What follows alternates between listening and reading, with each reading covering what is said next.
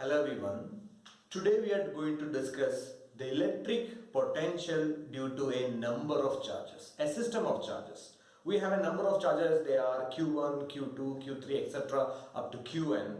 The net potential at a particular point due to all these charges. Look at this picture.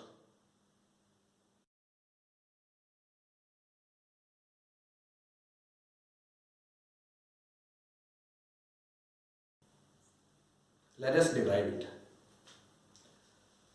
We have already studied in the previous class the potential at a point due to a point charge Q, V is equal to KQ by R. What is K? K is a constant where K is equal to 1 by 4 pi epsilon naught. So here we have a number of charges. So the potential at point P due to Q1, it is V1 is equal to KQ1 by R1. Similarly, V2 is equal to KQ2 by R2 and etc. up to nth charge Vn is equal to KQn by Rn. So the net potential at point P will be the sum of V1, V2, V3 etc. up to Vn. So we can write V is equal to V1 plus V2 plus V3 plus etc. up to Vn. You are substituting the values of V1, V2. Now K is common and you will get this equation.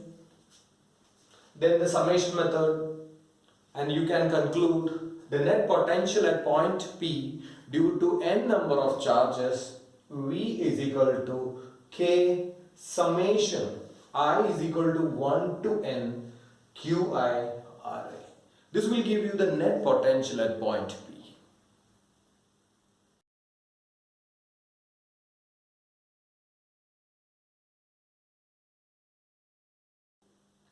Next topic is relation between electric field and electric potential. Look at this diagram.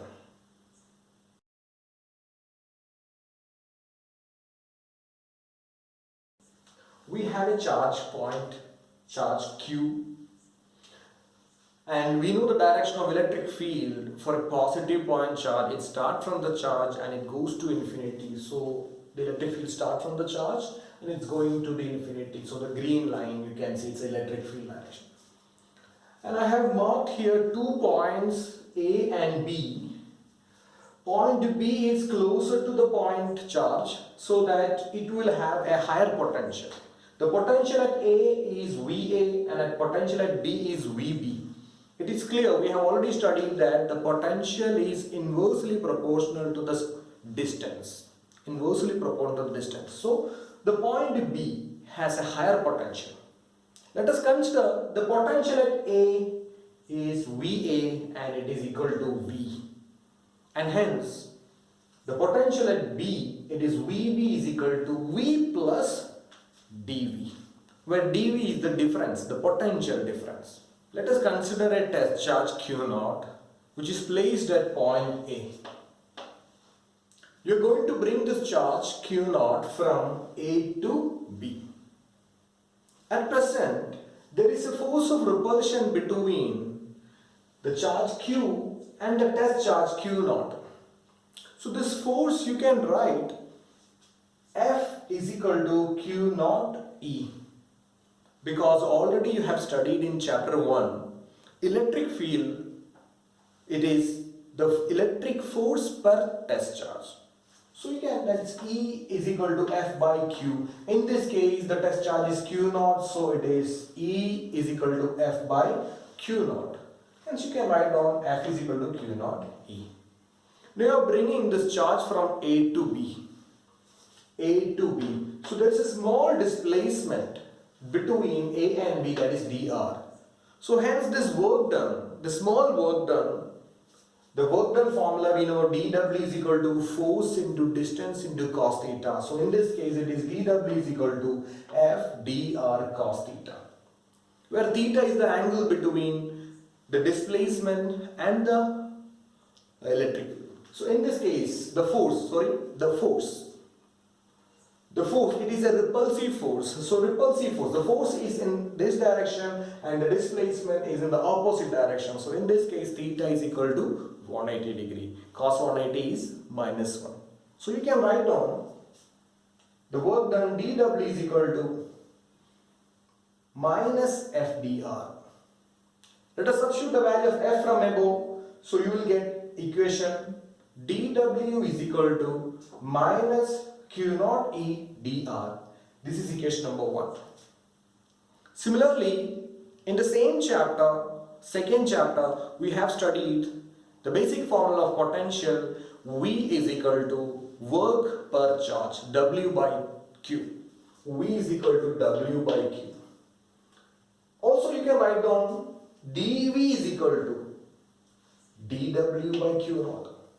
Let us rearrange this formula. So that is dW is equal to Q naught dV. This is equation number 2. Look at this equation 1 and 2. Both of them, the LHS is dW. Now you can equate both of them. So when you are equating both of them, look at this. Minus Q naught E dr is equal to Q naught dV. We can cancel the Q naught on either side. And finally you can write down electric field E is equal to minus dV by dr. This is the relation between electric field and potential. Potential difference.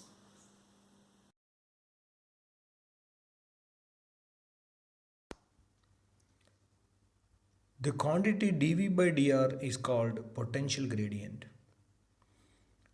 It is clear from the equation the electric field is equal to the negative of the potential gradient. What is the meaning of this negative sign? It indicates that along the direction of electric field, the potential is decreasing. Next topic is electric potential due to a shell, a thin spherical shell which is uniformly charged. So there are 3 cases: outside the shell, on the surface of the shell, and inside the shell. So you are going to find out the potential at all these 3 points. That means outside, on the surface, and inside. I would like to recall something which you have studied in the previous chapter. That is the same situation we have discussed already under the application of Gauss's law.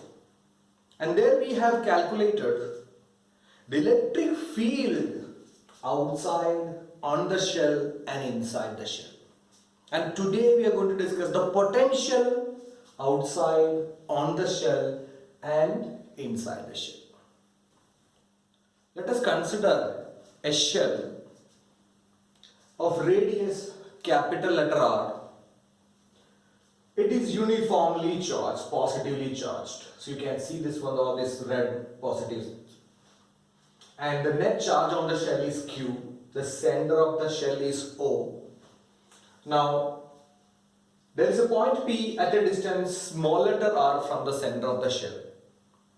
And the electric field at that point, in order to calculate that electric field, I hope you remember the Gauss's theorem, where we have to imagine a hypothetical surface called a Gaussian surface. So you can see this dotted line. It's not a circle, it's a sphere. The sphere is enclosing the entire shell, and this is a spherical, the dotted line is a spherical Gaussian surface with a radius small r. So at that point P, the electric field is kq by r square, which is you already discussed in the previous chapter. Okay. Similarly, in the second case, on the surface of the shell, you are considering the point P on the shell itself. So here, the radius of the shell is capital R, and the shell itself is the Gaussian surface. So the Gaussian surface radius is small r, and they are equal.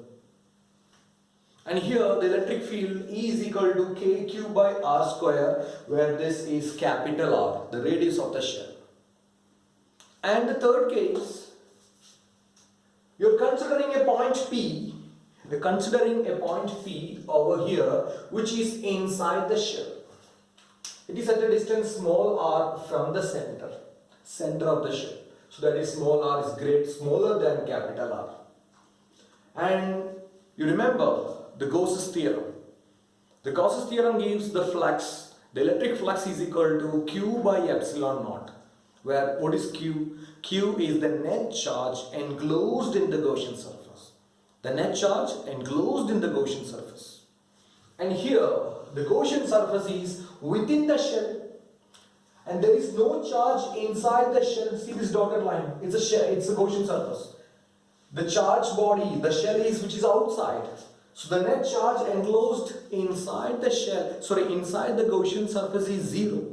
So the flux is 0, hence the electric field is also 0. So electric field is also 0. Now let us assume the shell, the net charge on the shell is Q. So we are assuming the entire charge on the shell is concentrated at the center of the shell. I repeat, we are assuming the shell is not there right now. The shell is concentrated to a single point, and that point is this point O. But the total charge has not changed. It is the same. The total charge is Q. So let's see this diagram. This Q, the plus Q, it is the total charge on the shell, and the charge on this point is the same. And we consider the point P at a distance R, the same distance. Here the point P is at a distance R from the center of the shell, and now at that center the charge is concentrated, so the distance P is at the same distance from this point charge Q. So this also we have discussed in the previous chapter, the electric field at a point P due to a point charge E is equal to KQ by R square. So what you can conclude? You can consider the charged shell can be considered as a point charge. Consider as a point charge which is concentrated at the center. Similarly, in second chapter, for a point charge, we have calculated the potential V is equal to KQ by R. In the previous video, we have discussed this. So hence, in this case also, we can say that at point P, the potential will be the same, just like this. See, the electric field is same. So hence, the potential will also be same. So that is V is equal to KQ by R. So if it is a uniformly charged shell or it is a point charge of the same charge and the point P is at the same distance, in both the cases the electric field will be the same, or also the potential will also be the same.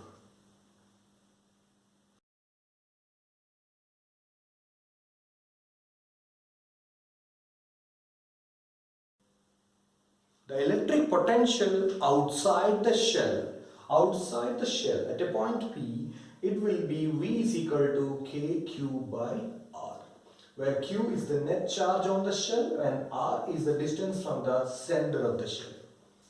Similarly, on the surface of the shell, the electric potential on the surface of the shell, which is V is equal to KQ by R, that is capital R. Let's go to the third case. The potential inside the shell, inside the uniformly charged shell. So in this case, look at this. We have already seen electric field inside the shell is 0. Let us recall that equation which we have studied before. E is equal to minus dV by dr, where dV by dr is called potential gradient. So electric field is 0 in this case. So if electric field is 0, it means dV by dr is 0. Hence dV is equal to 0. dV is equal to 0 means change in potential. Potential difference is 0. That means potential is constant. So that is potential inside the shell, it will be constant and it will be same as the potential on the surface of the shell. On the surface of the shell, you have already seen it is V is equal to KQ by capital R, and inside also the potential will have the same value. So hence you can conclude that the potential on the shell and inside the shell will have the same value, which is V is equal to KQ by R, where R is the radius of the shell.